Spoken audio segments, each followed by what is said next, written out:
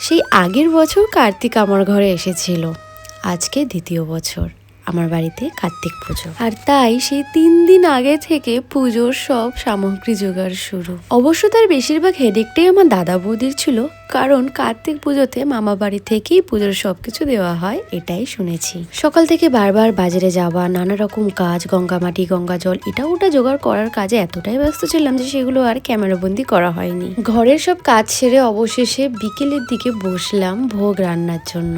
প্রথমেই পায়েস রান্না দিয়ে রান্না শুরু করলাম, আর তারপরেই লাবড়া বানিয়েছিলাম। এক সাইডে লাবড়া, এক সাইডে খিচুড়ি হচ্ছিল। তারপর সুজি রান্না করলাম। আজকে লুচি ভোগ আর অন্ন ভোগ দুটোই দিতে হবে। আর আমি এই রান্না করতে করতে মাঝে মধ্যে হাত ধুয়ে শ্রী তৈরি করছিলাম। রান্না একদিকে আর শ্রী তৈরি একদিকে, দুটোই কিন্তু একসাথে করেছিলাম আমি, কারণ হাতে এতটুকুও সময় ছিল না। আর আমি যে সকালবেলা শ্রীটা তৈরি করে রাখবো তার সুযোগই পাইনি, কারণ সকালে আমাকে অনেকবার বাজারে যেতে হয়েছে। প্রায় সব রান্নাই হয়ে গেছে, শুধু সিমুইটুকু বাকি। আশা করি এটাতেও সময় লাগবে না। আর বাকি আছে লুচিটুকু করলেই ব্যাস আমার ভোগ রান্না কমপ্লিট। লুচিটুকুও হয়ে গেছে। আর জানো তো, মা আর দিদা না পুরো ভোগ রান্নাটা আমার পাশে বসে দেখেছে, আর ওরা একটু অবাকও হয়েছে আমার এই রূপ দেখে। রান্না পুরো কমপ্লিট হয়ে যাবার পরেই মনা এন্ট্রি দিল।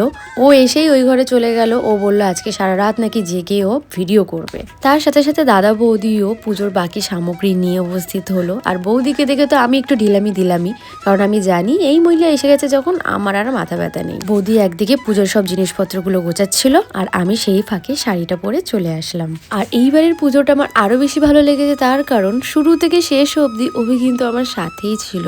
কারণ ঠাকুর মশাই স্ট্রিক্টলি বলে দিয়েছিল এই পুজোতে তোমাদের যুগল থাকতেই হবে শুরু থেকে শেষ অবধি। আর তাই আমি খুব খুশি হয়েছিলাম যে আমার সাথে ও থাকবে। অবশ্য বৌদি কিন্তু ছিল, আর মনা প্রায় 1:30-2 অবধি জেগেছিল। আমি তো দেখেই অবাক। শেষে আমি বৌদিকে বললাম তুমি ওকে ঘুম পাড়িয়ে নিজেও ঘুমিয়ে নাও একটু, কিন্তু বৌদি তো ঘুমালো না। ওকে ঘুম পাড়িয়ে আবার চলে আসলো পুজো দেখতে। এই পুজোতে আমাদের অনেক নিয়ম যেগুলো জানতাম না সেগুলো করিয়েছে। অনেক নিয়ম যেগুলো মনে করে বলাটাও সম্ভব নয়। তো সেগুলো কমপ্লিট করতে করতে প্রায় মিডনাইট হয়ে গেছিল। তারপরে তো পুজো শুরু হলো আলাদাভাবে। পুরো পুজো চলাকালীন আমার ফোন কিন্তু বৌদির হাতেই ছিল। আর তোমরা যে কটা ক্লিপ দেখতে পাচ্ছ তার মধ্যে বেশিরভাগ ক্লিপই বৌদি নিজেই ক্যাপচার করেছে। রাত 3:30 বাজে তখন আমি প্রদীপ ধরাচ্ছিলাম। এইবার যজ্ঞ হবে, হোম যজ্ঞর জন্য সবকিছু আমরা প্রস্তুত করছিলাম।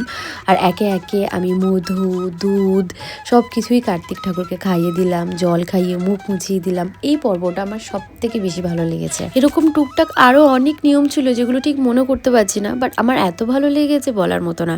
আর ঠাকুরমশাই এতটাই অভিজ্ঞ ছিলেন যে উনি এত সুন্দরভাবে আমাদেরকে পুজোর প্রতিটা নিয়মের মানে বুঝিয়ে দিয়েছেন, মন্ত্রের মানে বুঝিয়ে দিয়েছেন। টুকটাক যে ছোটোখাটো ভুল আমরা করে থাকি নিত্যনত্য পুজোর দিনে, সেই ভুলগুলোও ধরিয়ে দিয়েছেন আমাদের। বেশ ভালো লেগেছে। ওনার সাথে আমাদের অভিজ্ঞতা বেশ ভালো ছিল, যদিও আমরা প্রচণ্ড পরিমাণে শান্ত এবং মানে ভক্তিতে ভরে গেছিলাম এরকম বলতে পারি। আমার এখনো মনে আছে আগের বছর যখন আমরা প্রস্তুত ছিলাম না, তখন কার্তিক আমার বাড়িতে এসেছিল। দাদা বৌদি কার্তিক ঠাকুর আমার বাড়ির সামনে রেখে গেছিল। আমি তখন যা হোক করে হোক পুজো দিয়েছিলাম, কিন্তু যেটুকু দিয়েছিলাম সেটুকু অনেকটা শ্রদ্ধা ভক্তি দিয়ে দিয়েছিলাম। যেহেতু এই পুজোর বিশেষ কোনো নিয়ম আমি জানতাম না, তাই ঘরের পুজোর মতনই পুজো দিয়েছিলাম। তবে তখন এই পুজো দেওয়ার সাথে সাথে এই মনোকামনাই করেছিলাম যে এই বছর যেন আরও ভালোভাবে তোমার পুজো দিতে পারি।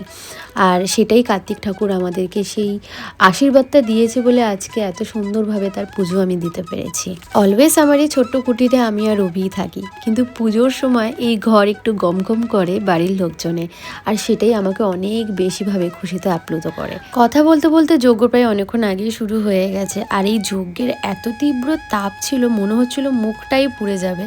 কিছুক্ষণ পর তো আমিও বৌদির মতো এরকম টেকনিক ইউজ করি, আঁচল দিয়ে মুখ ঢেকে বসেছিলাম, কারণ এই তাপ নিতে পারছিলাম না। আর রিসেন্টলি ডক্টর আমি দেখিয়েছিলাম, ডক্টর আমাকে স্ট্রিক্টলি বলেছে যে চোখের প্রতি একটু কনসার্ন হতে হবে। তো সেই কারণে চোখে খুব তাপ লাগছিল বলে আমি মাথা ঘোমটা দিয়ে বসেছিলাম। তারপরে আরতি হওয়া শুরু হলো, আর আরতি মানেই পুজো শেষের পথে। তখন বাজে প্রায় ভোর 4টে, আর তখন আরতি হচ্ছে। আর আমি শুধু ভাবছি এত সারা রাত ধরে পুজো হয়েছে, ঘন্টার আওয়াজ হয়েছে, উলুধ্বনি হয়েছে, আমার আশেপাশে নেইবার্সরা কী ভাবছে ভগবানই জানে, কারণ এরা সবাই নন বেঙ্গলি, আর এদের কার্তিক পুজো নিয়ে সেরকম কোনো আইডিয়াই নেই। ফাইনালি পুজো কমপ্লিট হয়েছে। এখন কটা বাজে বৌদি? 4:30 বাজে, প্রায় 4:30 বাজে। রাত 9:30টায় শুরু হয়েছিল সব সরঞ্জাম। মানে ঠাকুরমশাই এসেছিলেন 9:30, বাড়ি যাচ্ছেন এখন 4:30 বাজে। বিশাল বড় যজ্ঞ হয়েছে। যাই হোক, এখন ঘরের অবস্থা ঠিক এরকম, ভয়ানক অবস্থা। আর শরীর দিচ্ছি না, জানি না কী করবো, বাট ঘরটা তো পরিষ্কার করতেই হবে। মানে সেরকমভাবে কিছুই দেখাতে পারলাম না আমি, কারণ পুজোটা প্রচণ্ড পরিমাণে আমি সিরিয়াস হয়ে পড়েছি, তো সেই কারণে বেশি ফোন হাতে নিইনি। বৌদির হাতেই ছিল বেশিরভাগটা সময় ফোন। তোমাদের একবার ভোগ দেখিয়ে দিই যে ঠাকুরকে আমি কী ভোগ দিয়েছি, মানে প্রসাদে কী কী ছিল। লুচি করেছিলাম, খিচুড়ি, লাবড়া, পায়েস, সুজি, সিমুই, এটা একটা ভোগের থালি, আর এটা আরও একটা ভোগের থালি। অ্যাকচুয়ালি এটা লুচি ভোগ, আর এটা হচ্ছে অন্নভোগ। ঠাকুরমশাই চলে যাবার পর ঘরটার পরিষ্কার করে বাসন টাসন মেজে আমরা প্রসাদ নিয়ে বসলাম। আমি, অভি, বৌদি আমরা 3জনেই উপোস করেছিলাম। তো প্রসাদ গ্রহণ করে কিছুক্ষণ ঘুমালাম। তারপরে 11টার দিকে ঠাকুরমশাই আসলো। উনি এসে আবারও পুজো করলেন, ঘট নাড়ালেন, দধিকর্ম রেডি হলো। আর সেই ফাঁকে বৌদি রান্নাঘরটা সামলাচ্ছিল, কারণ সেই দিন আমাদের বাড়িতে বিশেষ কিছু অতিথি এসেছিল, তো তাদের জন্য পুরো রান্নার দায়িত্বটাই বৌদি নিয়েছিল। আমরা শুধু টুকটাক হাতে হাতে হেল্প করেছি বৌদির। সেদিন মেনুতে ছিল একটা কি মাছ, যে মাছটার নামটা আমার ঠিক মনে পড়ছে না, তার সাথে চিংড়ি ছিল পটল দিয়ে, তার সাথে ছিল মুগ ডাল মাছের মাথা দিয়ে, আর দেশি মুরগি লাল ঝোল। সেটা খাওয়া দাওয়া হলো সেদিন। তারা চলে গেল, সেদিন আর সেরকম কোনো ভিডিও আমি করিনি।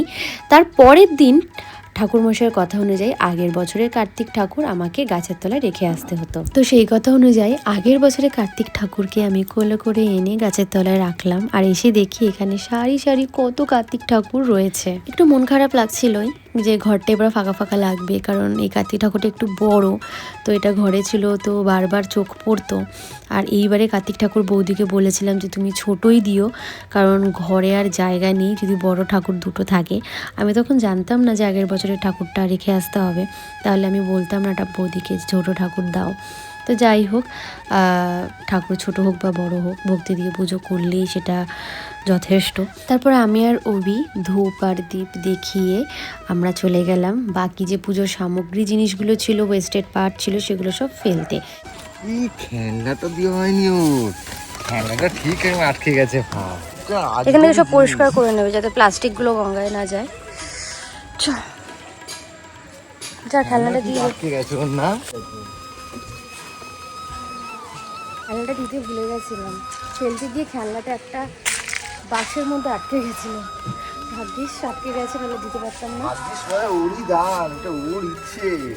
সব দিয়ে গেছে, আমার খেলনা কোথায়? হাত এত প্লাস্টিক ফেললাম, ওটাই শুধু কেন আসবে? আর ওটা সবার ওপরেই ছিল, ওটা তো আগে পড়া উচিত ছিল।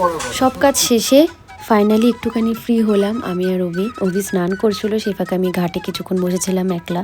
আমার না বেশ ভালো লাগে এই ঘাটটা, কারণ এত ফাঁকা থাকে, এখানে বসে থাকতে খুব ভালো লাগে আমার। তোমাদের ভিডিওটা কেমন লাগলো কমেন্টে জানিও, ভালো লাগে লাইক শেয়ার সাবস্ক্রাইব করে দিও। সবাই খুব ভালো থেকো, দেখা হচ্ছে পরবর্তী ব্লগে।